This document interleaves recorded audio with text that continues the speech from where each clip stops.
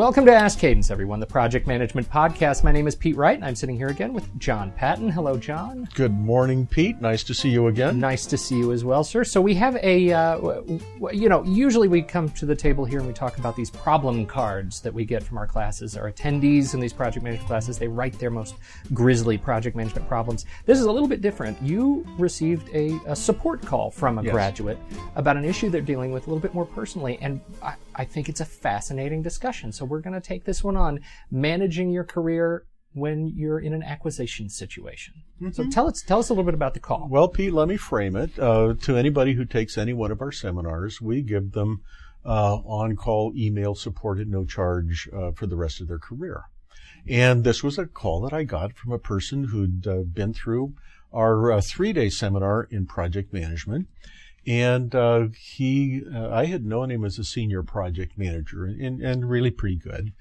And he called me up and he said that he had recently taken a promotion into management. And he'd been promised this job as a manager of project managers. But to do so, he needed to move to headquarters for this company he worked at. And presumably a significant move. A significant move, yes. But a 2,000-mile move. Okay. And 3 weeks later, his company was purchased.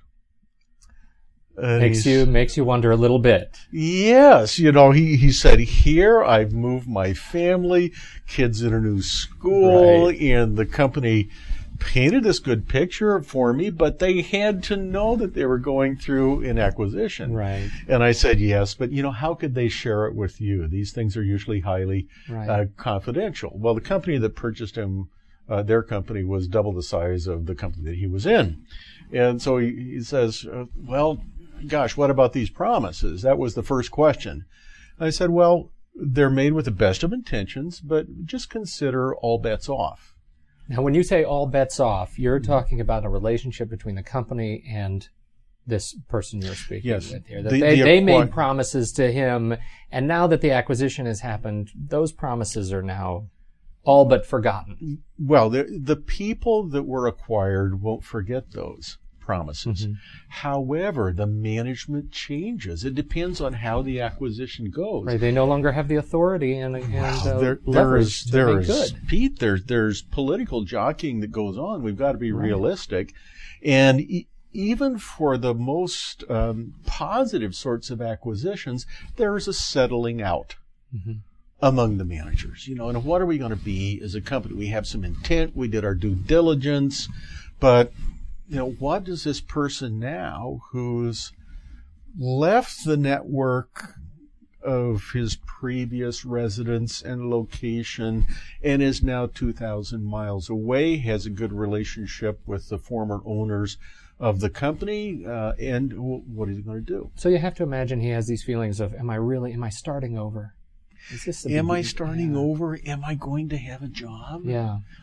So he asked for advice.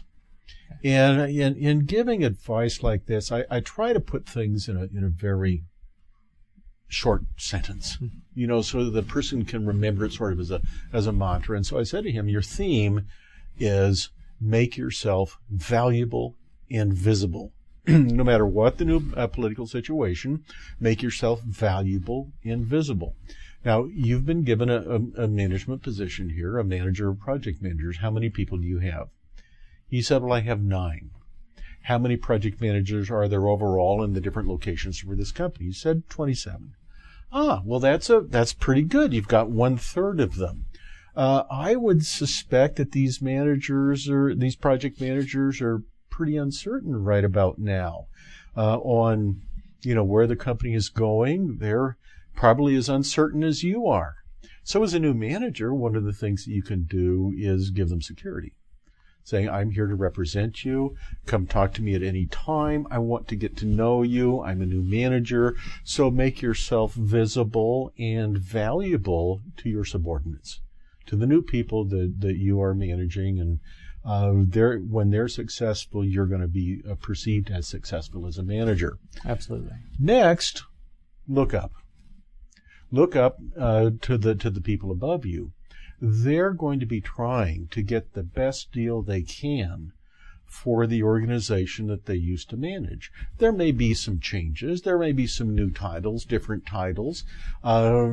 Some people are going to be happy. Some people are going to be not so happy as a result. But right now, what you need to do is position yourself in front of them as a person who is granting them a great deal of trust with regard to your future career. Since they're going to be spending time in really positioning themselves for assignments and the rest of their organization for assignments, pick up as much of their jobs as you can. Ask them continually, is there anything else I can do? What can I do to help? Here's what I'm hearing from my people. Here's what I've told them. Is this aligned with strategy as it is developing? Accentuating that visibility and the value.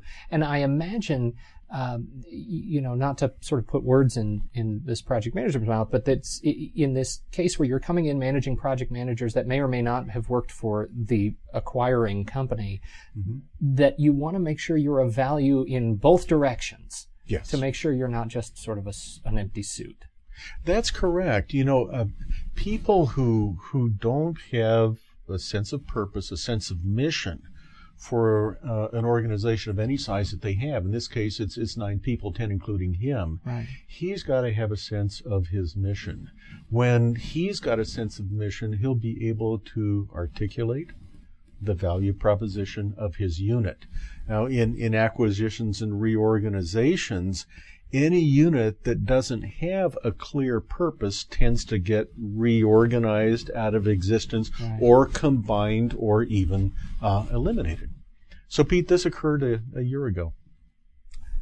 Do we know, have you kept in touch with this person? How yes, did it shake out? Yes. Please tell me. Tell me there's a punchline. Yes, there is. I talked to him a week ago.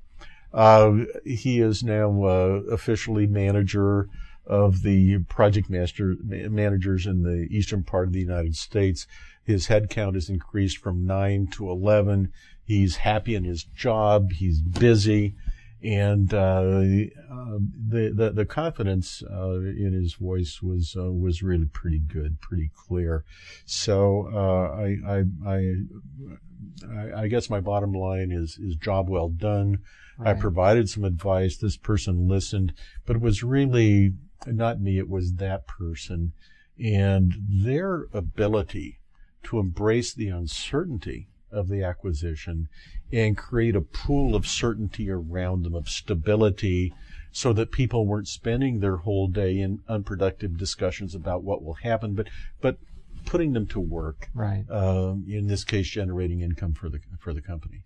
John, we talk about. I know you spend time talking about personal skills in project management, right? And it seems to me so much of these transitions in acquisition, you're dealing with the nuance of ego, right? The nuance or sledgehammer that could be ego, and how you actually manage these sensitive relationships. Can you share any insight beyond just the tactical, be valuable and visible, which could serve anyone?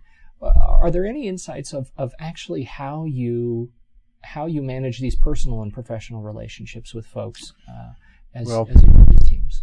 I really always counsel, in terms of avoidance, Pete, avoid self-pride. Avoid an exalted self-image. Avoid worrying about getting recognition. If you're doing a good job, it'll come. So in making yourself valuable and visible, make the work that you're doing visible. And if you're adding value to the company and making that added value visible, the rest will come and you will be appreciated. But in the interpersonal skills, anything that smacks of I'm not appreciated, I'm not getting my due, is very transparent and causes people to withdraw. If it's a no nonsense, let's get down to work, let's get things done, there are things to do. By the way, I'm counting on you representing us well, and I'm here to support in any way I can. Mm-hmm. That's what higher level managers love to hear from people. Good work, good attitude, yes, gets noticed. Yes. Great tips, John. I'm really relieved that the story ends well. Well, it's always wonderful to be able to talk about a good ending. Absolutely. Well, thank you so much, John, for your time today. As ever, folks, make sure you're visiting us on the web at cadencemc.com and subscribe to the show in iTunes. It is the single best way to ensure you don't miss a single episode of Project Management Podcast. My name is Pete Wright. On behalf of John Patton, thanks so much for your time, and we'll catch you again next week on Ask Cadence, the Project Management Podcast.